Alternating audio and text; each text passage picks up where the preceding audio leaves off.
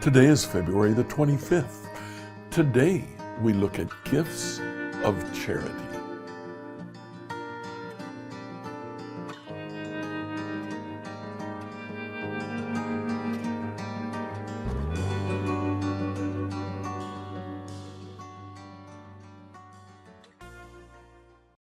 We now enter a new section of the Sermon on the Mount. For several days we'll be talking about showing our righteousness before men.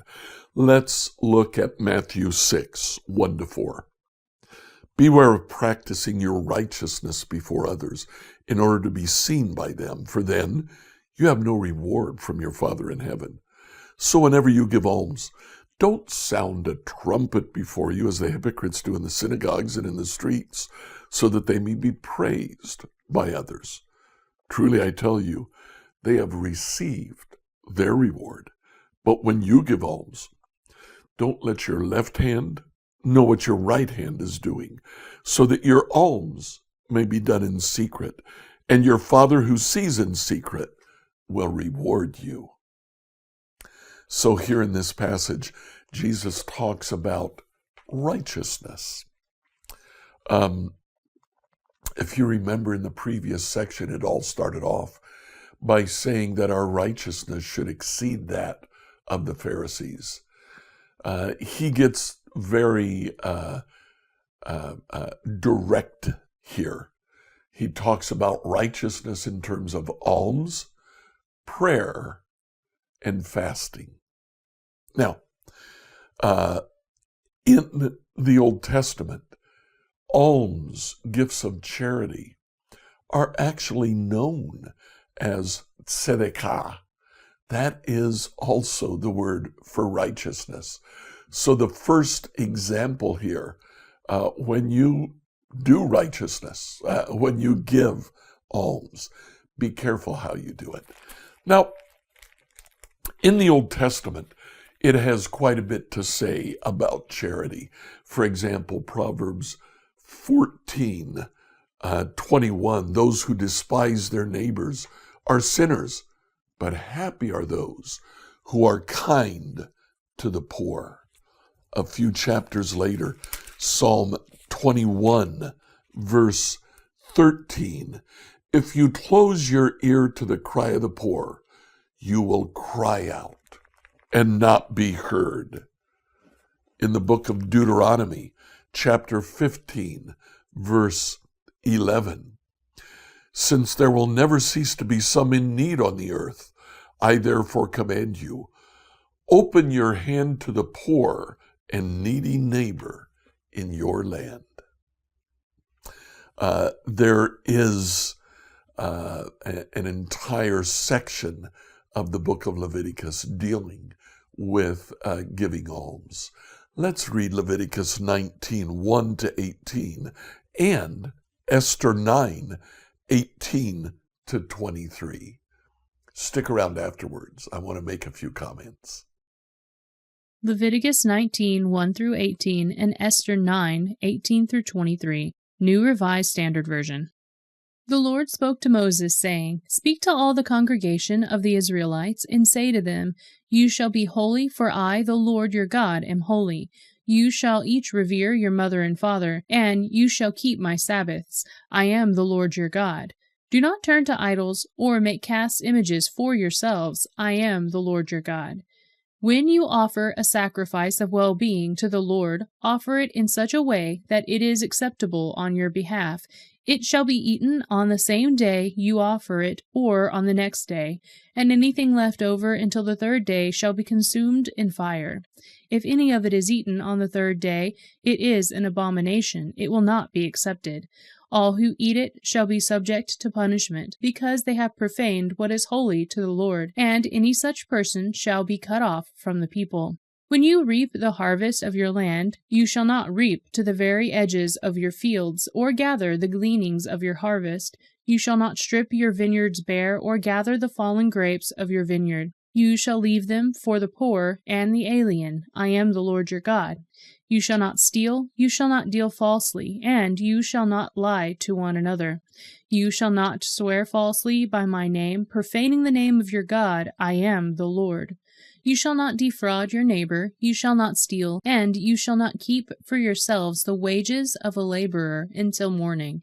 You shall not revile the deaf, or put a stumbling block before the blind. You shall fear your God. I am the Lord. You shall not render an unjust judgment. You shall not be partial to the poor, or defer to the great. With justice you shall judge your neighbor. You shall not go around as a slanderer among your people, and you shall not stand idly by when the blood of your neighbor is at stake. I am the Lord. You shall not hate in your heart any one of your kin. You shall reprove your neighbor, or you will incur guilt yourself. You shall not take vengeance or bear a grudge against any of your people, but you shall love your neighbor as yourself. I am the Lord. Esther 9:18-23. But the Jews who were in Susa gathered on the 13th day and on the 14th, and rested on the 15th day, making that a day of feasting and gladness. Therefore the Jews of the villages who lived in the open towns hold the 14th day of the month of Adar as a day for gladness and feasting, a holiday on which they send gifts of food to one another. Mordecai recorded these things and sent letters to all of the Jews who were in all the provinces of King Ahasuerus, both near and far, enjoining them that they should keep the 14th day of the month Adar, and also the 15th day of the same month, year by year, as the day on which the Jews gain relief from their enemies, and as the month that had been turned for them from sorrow into gladness, and from mourning into a holiday, that they should make them days of feasting and gladness, days for sending gifts of food to one another, and presents to the poor. So the Jews adopted as a custom what they had begun to do, as Mordecai had written to them. So we see here in Leviticus and in the book of Esther how giving to the poor actually became a part of what it meant to be a good Jew. The Old Testament has a history of giving alms. What Jesus does is he looks at that and he says, when you do it, make sure of your intent in doing it. Don't do it to receive public recognition. He talks about sounding trumpets. Now, who before they would give a gift would have a trumpeter come out and play a fanfare? That's not really what he's talking about. In the temple treasury was in a locked room. The way to give in that locked room was through trumpets outside the room. Metal recipients that looked like trumpets that led to treasury boxes inside that locked room. People would take coins and drop them and sound those trumpets. The same thing in synagogues. Frequently, the alms box was a metal box with a recipient with a place to put your coins outside that kind of looked like a little trumpet. So you would drop those in the metal gift box, and it would sound. It would let everybody know just how generous you were being. Jesus says, don't do that.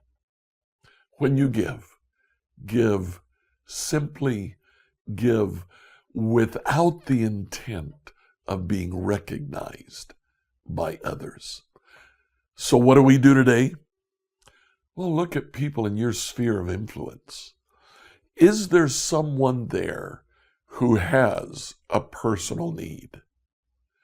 Consider an anonymous gift, maybe a gift in a card with just an encouraging note and no signature. Scripture reading from the New Revised Standard Version by Emily Herrera. Let's Find Out Together has a companion podcast called Salty Saints. Zach Kelly and I discuss apologetics, scripture, and theology. Look for Salty Saints on your favorite podcast app.